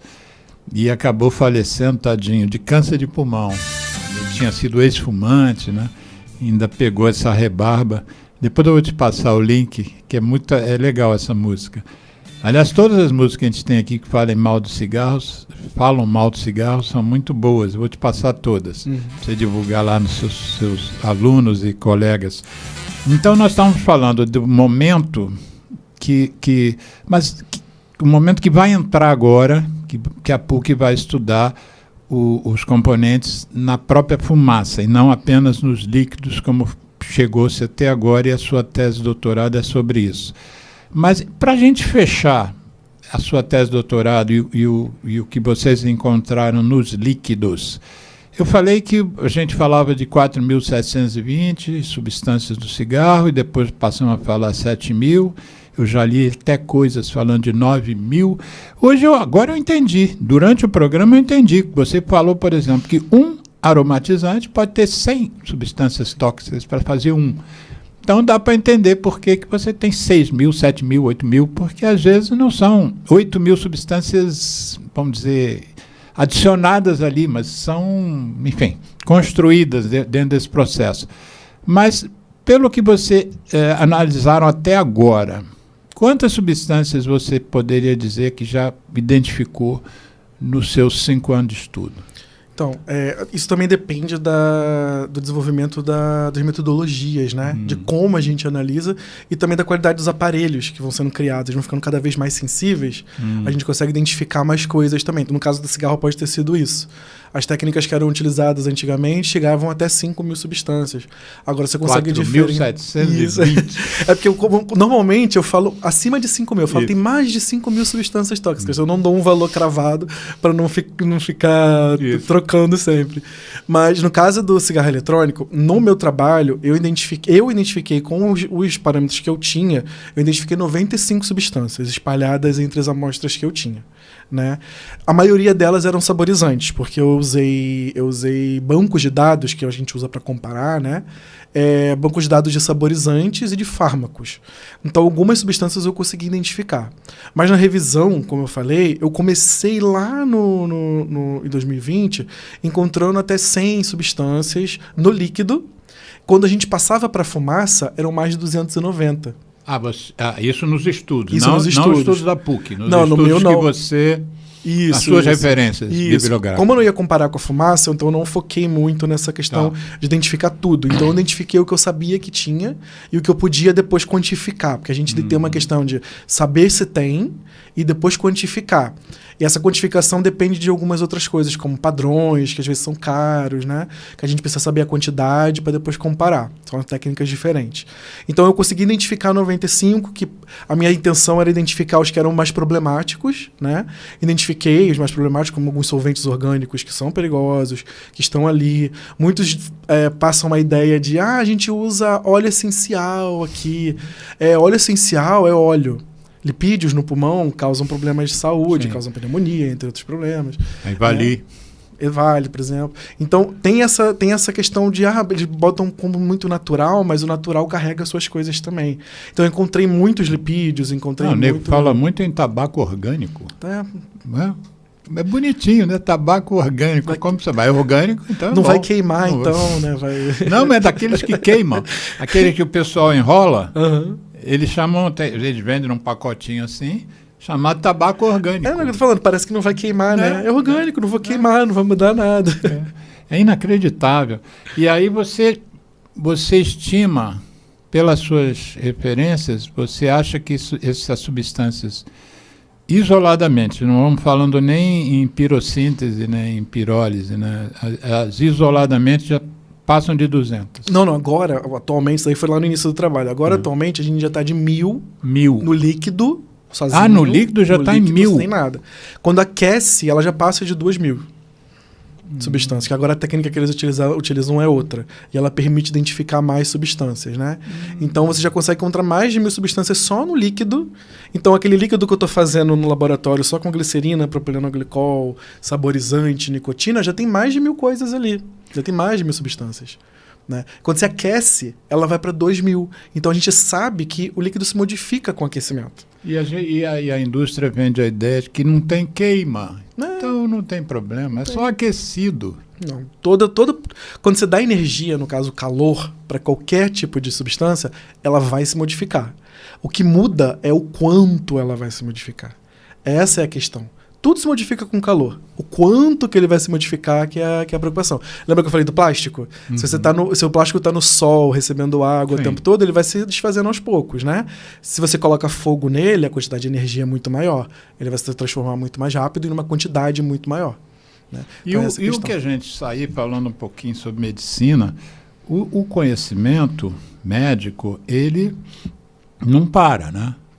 Desde sempre, a ciência médica sempre evoluiu. E a identificação dos problemas também é uma coisa paulatina e lenta, muitas vezes, né? A gente hoje, o que a gente atribui ao cigarro, a correlação que a gente faz, foi fruto de investigação, né? Então, quando a gente diz, o cigarro, o consumo de cigarro está atrelado a 19 tipos de cânceres diferentes. É bom até a gente marcar isso, porque dia 4 de fevereiro agora é o Dia Mundial do Câncer. E não existe nada produzido pelo homem que produza tanto câncer quanto o nicotinismo. Mas para a gente chegar à conclusão, por exemplo, que o cigarro era o principal fator de câncer de bexiga, precisou se investigar muitos casos de câncer de bexiga para até chegar à conclusão de, peraí, olha essa correlação aqui, esse era fumante, esse era fumante, esse era fumante, a maioria era fumante. A mesma coisa com câncer de pulmão, né? Câncer de pulmão não era uma coisa atrelada ao tabaco. Você consumia tabaco, os índios já consumiam, depois as excursões do Pedro Álvares Cabral e, sobretudo, Cristóvão Colombo pegaram aquela prática dos povos originários, trouxeram, e aí começou-se a se usar rapé, mascar fumo de rolo, usar cachimbo e charuto. Nenhuma dessas 4 coisas você inalava, né? Você aspirava até o pulmão. O câncer de pulmão é uma coisa que está relacionada, como eu disse, não ao tabaco especificamente, mas ao cigarro. O câncer de pulmão no século XIX não existia. Passou a existir a partir do século XX por causa da industrialização do mundo, e aí máquinas de fazer cigarro e vender aquilo aos bilhões, né? Hoje em dia são consumidos mais de 6 trilhões de unidades de cigarro por ano. Por isso que são produzidas 6 trilhões de guimbas. E 4,5 desses 6 trilhões, 75% é descartado na natureza assim, puf! Aí pega fogo na mata, vai para a goela do pato. Mas muito do que a gente sabe hoje é fruto de décadas de conhecimento. Tudo bem que hoje a gente tem uma forma de extrair informação, de fazer pesquisa, que acelerou muito o processo, mas muita coisa que o cigarro eletrônico é capaz de provocar, muito dano, a gente ainda não tem tempo para isso, né? Primeiro que não disseminou o consumo. Por exemplo, no Brasil, a classe menos favorecida, os jovens, não usam cigarro eletrônico pelo custo, né? E mesmo na classe mais alta, você tem um quantitativo ainda pequeno. Então, não dá para você ter um efeito de massa, né, de conhecimento. Você acredita que nesse ponto que eu estou falando, em relação à repercussão sobre os organismos humanos, nós ainda temos muito que descobrir? Sim, estou dizendo do potencial das substâncias que você está analisando. Com certeza. Os efeitos a longo prazo a gente não sabe nenhum. Porque o cigarro eletrônico começou como produto a partir de 2003, que é a história do chinês, do Hong Li. Isso. Começou como produto nessa época. Mas a patente do cigarro eletrônico é de 59. Sim. A patente é muito mais antiga do que isso, né? Então ele desenvolveu o produto. A patente dele é essa. Então tem 23 anos. Uhum. Isso é muito pouco. É muito pouco. Tanto que os primeiros problemas que a gente conseguiu atrelar o cigarro eletrônico não é que eles não existissem. A gente conseguiu provar que eram específicos do cigarro eletrônico, que é o EVALI, né? Começaram em 2019. Sim. Né? Primeira morte foi em 2019. 2019. Então, a gente não tem ainda dados de longo prazo. apesar do curto prazo já ser preocupante. Sim. Né? Pessoas que usam por semanas e que já estão apresentando problemas pulmonares graves, alguns irreversíveis, processos inflamatórios que causam fibrose, né? Que é irreversível, não tem como a pessoa melhorar. Então, assim... Então melhora com o transplante pulmonar. Ou transplante, é a única forma. E até bitransplante. Já há casos em que primeiro fez transplante de um pulmão, depois do outro, sim, porque não tinha mais jeito a lesão. E o engraçado é que a indústria chama esses novos produtos de redutores de danos. Eu fico pensando assim, em que momento um jovem que se iniciou no cigarro, 5 anos depois tinha que trocar os pulmões? Quando que o cigarro provocou isso? Que redução é essa? Que redução de danos é essa? São danos diferentes. São danos diferentes. Eu sempre falo da redução de danos, principalmente quando eu falo dos estudos que tem do uso do do cigarro eletrônico para parar com o tabagismo. Né? Então, muitas pessoas que defendem vem falar dos estudos do Cochrane, por exemplo, que é um estudo que avaliou dentro dos sistemas de saúde as pessoas que tinham a intenção de parar. Então, a questão psicológica não é avaliada. Sistema de saúde da Inglaterra, não é isso? Não, de vários países. Eles desenvolveram uma metodologia para avaliar, e o Cochrane é da Inglaterra, e eles fizeram uma revisão de todos os resultados, sim, utilizando aquela metodologia, né? Então, eles usam muito esse estudo, porque ele falou que o cigarro eletrônico se mostrou um bom coadjuvante, né? Ele auxilia no abandono do tabagismo. Só que ele ignora alguns fatores que são importantes. Por exemplo, a pessoa ela deixou de ser tabagista. Tanto que o que você fala do nicotinismo, né? Ela deixou de ser tabagista, mas ela continua nicotinista. Isso. Ela continua consumindo nicotina com outro aparelho. Isso aconteceu dentro de um sistema de saúde. Ela tinha auxílio psicológico, médico, e ela só usava o aparelho que era dado para ela, que utilizava o mesmo método que é usado em todos os lugares, que é o de redução de nicotina, sim, que é aquele NRT, né? Nicotine... Em português é TRN, né? Isso, Terapia TRN. De reposição de nicotina. Isso, reposição. Eu esqueci o preposition. Eles utilizam essa mesma técnica que é usada com uma goma de mascar de nicotina, com adesivo de nicotina. Então, é a terapia de reposição. Não é o cigarro eletrônico em si. Mas o que levou a essa observação maior do uso do cigarro eletrônico como método, né? Voltando a essa parte rapidinho. Se a pessoa ela usasse o cigarro eletrônico fora daquele sistema, onde você tem que reduzir a nicotina, era falha terapêutica. Ela saía do programa. Então você tem uma taxa de falha terapêutica também. E nenhum desses trabalhos também fala que o cigarro eletrônico é inofensivo. Sim. Então as pessoas leem que ajudou, acham que aquilo ali resolve todos os problemas. Né? Não, e uma coisa interessante, que aí eu queria até perguntar a você, uma coisa que a gente diz é o seguinte, eu comentei no início, né? Não para você, mas eu comentei para os ouvintes, que a nicotina é a droga que mais gera dependência que se conhece. E aí...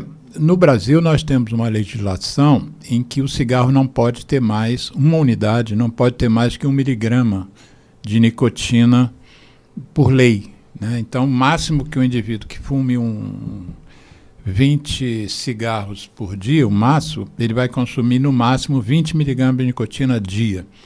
Nos estudos isso é uma voz corrente, que os dispositivos eletrônicos têm não só uma nicotina diferente, que você já mencionou, que é o sal de nicotina. De repente, vale até você falar novamente para pessoas gravarem qual é essa diferença, mas a outra coisa que eu queria falar em termos quantitativos. O que você observou a partir do momento que você começaram a estudar o cigarro eletrônico e não apenas os produtos separados?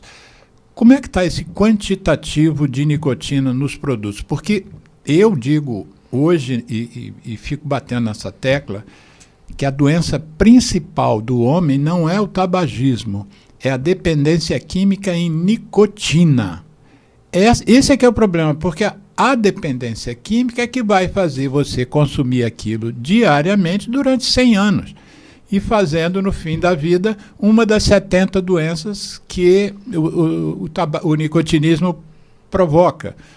Se bem que tem pessoas que têm mais de uma, né? Tem gente que tem enfisema, depois ela faz um câncer de bexiga e resolve o câncer de bexiga superficial, usa imuno-BCG, e daqui a pouco ela infarta. Quer dizer, a mesma pessoa pode ter várias doenças associadas ao tabaco.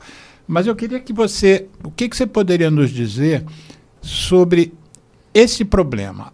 A quantidade de nicotina nos dispositivos. Então, é uma das coisas que me assusta muito no estudo do cigarro eletrônico, é a quantidade de nicotina, o aumento da quantidade de nicotina. E ele continua aumentando. Quando eu comecei os meus estudos lá em 2020, uma quantidade absurda de nicotina era 30 mg por ml. Né? E o ml, como a gente compararia? Isso significaria comparando com cigarros? 30 mg por ml, e em 1 ml a pessoa estaria consumindo 5 cigarros. Não, mas eu digo quanto que as pessoas consomem por dia? Tem um estudo que mostra uma média, tem um estudo que mostra uma média, principalmente para adultos homens, que é de 7 ml. 7 ml. 7 ml. 7 vezes 5, 35. Não é isso? Isso. Seriam 35 cigarros que o indivíduo estaria consumindo por dia. Por dia. Com 30 mg por ml. Sim. Né? Como você falou da nicotina, até 20 mg por ml, eles utilizam a nicotina freebase, que é a básica. Né? A partir de 20 mg por ml, eles usam a nicotina sal, que é o sal de nicotina. Eles são diferentes porque uma é protonada, ela sofre uma reação química, aquela reação química de ácido e base, que a gente conhece, que adiciona prótons na nicotina, deixando ela mais solúvel, entre outras características. Para o industrial, na hora de fazer, ela está mais solúvel, mas qual é a atratividade para eles comercializarem o sal de nicotina? A nicotina básica, até 20 mg por ml, é usada até 20 mg por ml porque ela é irritante. Ela começa a ficar muito irritante. Por exemplo, THC é altamente irritante. Então, quem coloca THC no líquido do cigarro eletrônico não consegue colocar quantidades muito grandes. Aí acrescentava vitamina E para usar THC como humectante. É tetraído canabidiol, que é a substância psicoativa da maconha. Isso mesmo. E eles adicionavam a vitamina E para servir como umectante, o que gerou o acetato de vitamina E, que foi um dos problemas que também gerou a EVALI. Né? Mas aí, então, a nicotina eles não fazem... dizia que a EVALI, que eu gosto de chamar de EVALI, a EVALI só surgiu porque as pessoas usavam vitamina E, que não era o problema do cigarro eletrônico. Aí começou a pandemia, eles não podiam refutar porque a gente precisava curar uma pandemia, né? E a indústria adorou e virou ponto final. Aí agora a gente trata os problemas separados, né? Não trata como EVALI, a gente fala separadamente. Então até 20 mg por ml não tem o que resolver. Vai ficar muito irritante, a pessoa não vai conseguir usar. Quando eles modificaram a nicotina, ela ficou mais solúvel, ela não é absorvida mais tão facilmente, né? Ela tem que ir bem para o interior do pulmão para ser absorvida, porque ela vai permanecer mais lá dentro, naquela umidade, e você pode usar quantidades cada vez maiores. Então, quando eu comecei no doutorado, era 30 mg por ml, um absurdo. Foi para 36, 40. Quando eu terminei o doutorado era 50. Hoje eu tenho aparelhos que são recolhidos que estão a 60 mg por ml, que é o dobro do que a gente estava falando. Aí nós estamos falando de quanto por dia? Porque aí equivalente ao cigarro. São 10 cigarros por ml. Então, multiplicando por 7 ml, dá 70 cigarros. Cara, quase não. 3 maços e meio. 3 maços e meio. É uma quantidade muito grande. Então, assim, isso eu estou usando dados internacionais de pessoas com consumo diferente, uma média, né? Sim. Claro que vai ter quem use menos, vai ter quem use mais, de 7 ml. E isso não vai depender da decisão consciente da pessoa. Isso vai depender do cérebro da pessoa. E ela não vai perceber, porque não vai sentir irritação, não vai sentir incômodo, só vai sentir gostinho de fruta o tempo todo. O Gustavo Foganoli, que é um influencer que criou uma hashtag chamada Sem Nicotina, o Gustavo abre essa matéria que eu coloquei, um trechinho do Fantástico. Ele abre e fecha. Não, quem fecha é Margarete Dalcomo. Mas ele abre e ele criou um movimento para ele passar a experiência dele, porque ele tem muitos seguidores, não sei quantos milhões de seguidores ele tem. Eu sei que a hashtag Sem Nicotina, no momento da matéria do Fantástico, tinham 100 milhões de views. E isso em 2024. E o Foganoli tem se manifestado publicamente nos canais dele. Eu já editei vários vídeos do Foganoli. E uma das coisas que ele disse que me chamou muita atenção, comentei até com a Adriana Gioda isso, aqui no programa, é que ele estava dormindo, acho que num hotel, e tinha um amigo com ele. E esse amigo, no dia seguinte, falou: rapaz, você está fumando muito, se referindo ao cigarro eletrônico. Ele falou: mas por que você está dizendo isso? Você acordou 3 vezes essa noite, fumou e deitou e dormiu de novo. Você nem percebeu que estava fazendo isso, né? Então, o nível de dependência, que é uma coisa que eu acho que, se a gente não atacar a dependência, a indústria vai ficar como está, passando de leve com um greenwashing danado, dizendo que está fazendo bem pelas pessoas, que a meta da empresa é acabar com o tabagismo, acabar com o fumo, porque é o mundo sem fumaça, e agora a campanha, sobretudo, da empresa que mais produz cigarro no mundo, que é a produtora do cigarro Marlboro, que é o mais vendido no planeta, cujos cavaleiros todos que fizeram anúncio deles, todos morreram de câncer de pulmão, todos aqueles modelos, eles estão dizendo que eles estão num outro mundo, que é um mundo sem fumaça, como se isso que nós estamos conversando aqui não fosse tão grave, ou mais grave quanto. Porque se eu acho que a doença principal é o nicotinismo, a dependência em nicotina, e você tem um produto novo, redução de danos, mas que o indivíduo fica 3 vezes mais dependente da droga do que ficava com o cigarro, que redução de danos é essa? Sim. Se a doença básica que nós estamos nos referindo é a dependência química, né? E você acha que vai mudar muito? Todo cientista tem uma teoria na hora que você faz o experimento, é para confirmar ou afastar aquela teoria. Na sua cabeça, você for orientar um doutorando agora que vai estudar a fumaça, o vapor. Não gosto de chamar de vapor, isso me irrita. Mas o que você acha que, na sua cabeça, ele vai encontrar? Em termos de... Você estudou o líquido e agora vai estudar a fumaça. O que se passa na cabeça? Qual seria a sua teoria? Então, baseado nos trabalhos que a gente já tem publicado sobre isso, sobre a fumaça, né? Como eu falei, ela se modifica, ela vai de 1.000 substâncias para 2.000, né? Os grupos principais dessas substâncias são os formaldeídos, que a gente conhece, que são tóxicos, são bem nocivos e cancerígenos também. As acroleínas, que são materiais que são produzidos com aquecimento de óleos também. E, especificamente sobre a nicotina, que é uma coisa que a gente trata muito do vício da nicotina, ela também se modifica quando ela é aquecida. Ela forma um outro grupo de substâncias chamadas nitrosaminas. As nitrosaminas, elas são metabolizadas no nosso corpo. Quando a gente absorve a nicotina, ela passa pelo fígado, se transforma em nitrosaminas, e elas são usadas até como indicadores de fumo. Então, talvez o problema na bexiga, o câncer na bexiga, esteja relacionado com o acúmulo de nitrosaminas, que são encontradas em grandes quantidades na urina de fumantes, como a NNN. Curiosamente, a ciência produziu um fármaco para ajudar na cessação do tabagismo, que é um fármaco chamado vareniclina. E a vareniclina tinha um nome no Brasil, Champix, e um nome nos Estados Unidos, Chantix, com T de tatu.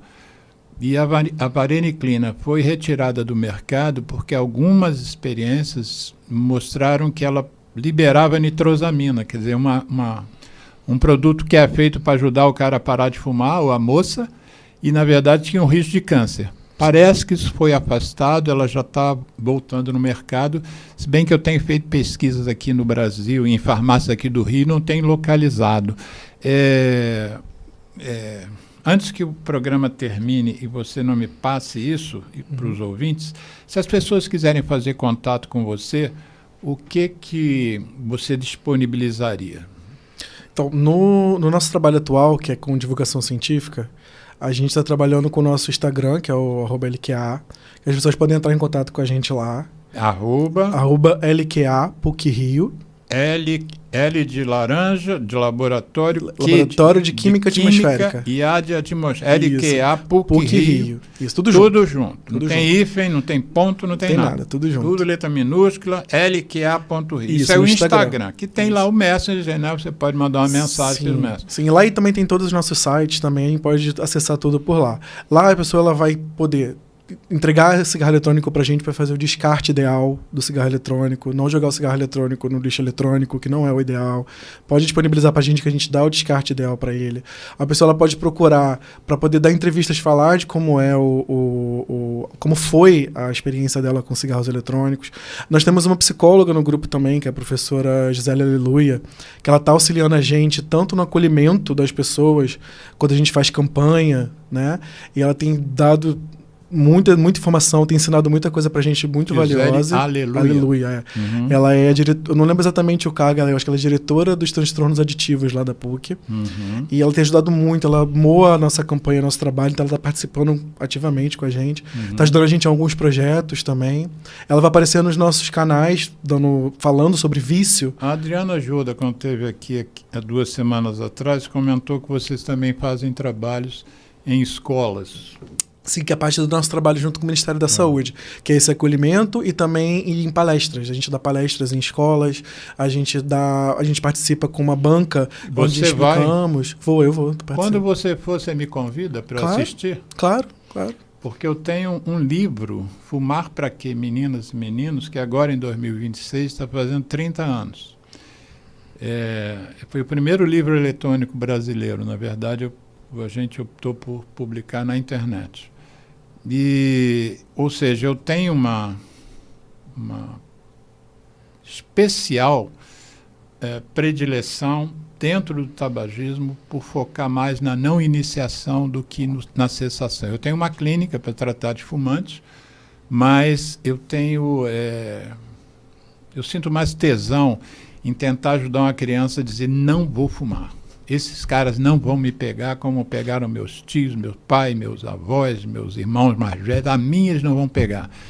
E aí eu tenho uma certa frustração, porque eu vejo que a maior parte das escolas que eu faço pesquisas assim aleatórias e totalmente extraoficiais, os meninos não recebem nenhuma orientação. Então, eu gostaria mesmo que você me chamasse um dia só para eu acompanhar. Esse seria, então, o contato que você me passa. Sim. O Instagram do laboratório. Isso, você pode ter contato por lá, que temos vários moderadores, um deles sou eu. E a gente entra em contato, a gente conversa, pega outros meios de contato também. A gente pode falar disso. Palestras em universidades também, eu dou palestras em universidade. É importante ter essa interdisciplinaridade, os cursos de medicina, os cursos de enfermagem, saberem como o cigarro eletrônico funciona, o que tem ali. Não só a população. Quem recebe essas pessoas no sistema de saúde tem que entender acolhe, também. Né? Isso, quem acolhe tem que saber também o que tem ali. E eu acho que no caso das escolas, os professores, os coordenadores pedagógicos, os gestores da área de educação. O Geraldo está fazendo sinal ali que nós já estamos nos encaminhando para o final do programa. Então, eu gostaria que você encerrasse o programa. Quanto tempo ele tem? 2 minutos, pode ser? 1 minuto e meio. 1 minuto e meio. Dá essa sua gestão lá para a garotada. O que você diria para a garotada se você estivesse falando aqui para um sobrinho seu, para um filho seu, para um menino querido, uma menina querida? 1 minuto e meio sobre cigarro eletrônico. O que eu sempre falo, olhado para aquela câmera. O que eu sempre falo para os alunos quando eu dou palestra é que quando você vai se expor a uma substância que vicia, faz todo sentido você achar que aquilo não vai te atingir, né? Mas vai. E a pessoa que você vai se tornar depois disso pode não perceber. Então, a ideia é você evitar. Entenda que você precisa evitar se expor a substância que vicia, seja o álcool, seja a nicotina, porque vai fazer todo sentido, porque você está bem agora. Quando você estiver viciado, você é outra pessoa. Então você pode não perceber. E quando você perceber, pode vir a vergonha de ter se metido nisso. E é importante você perceber também que você não tem que ter vergonha. Porque você passar pelo vício, você transpassar o vício, é uma coisa que exige muita força. E você pedir ajuda vai dar um orgulho nas pessoas que estão à sua volta também. Olha, muito obrigado. Fragoso, gostaria de ter você aqui de novo. Quando veio a Adriana Gilda aqui, nós já fechamos um programa que vai ser sobre química atmosférica, sobre ambiente interno, externo, indoor, outdoor, lenha e poluição atmosférica e tal. Que tema você gostaria de que a gente fizesse um novo programa aqui? Pode ser sobre posso participar com ela para falar sobre o ambiente interno em áreas de fumantes também, e do impacto ambiental do cigarro eletrônico, que também é um assunto muito importante. Impacto ambiental do cigarro eletrônico. Isso. Fechado. Combinado, já está fechado. O Geraldo, um abraço, obrigado. Ouvintes, divulguem, por favor, o programa, hein?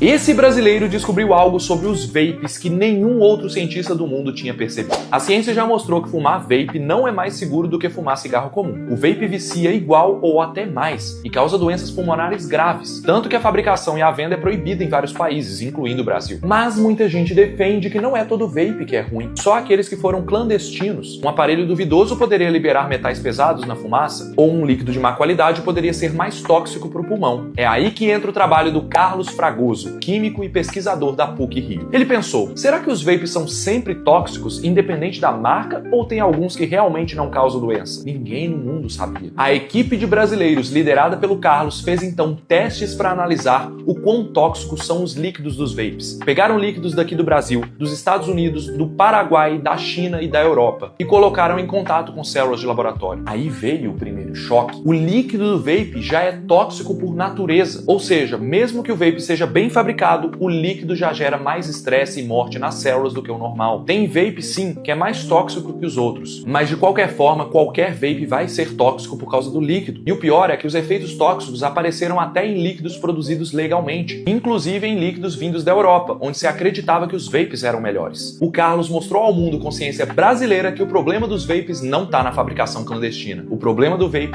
é o vape mesmo.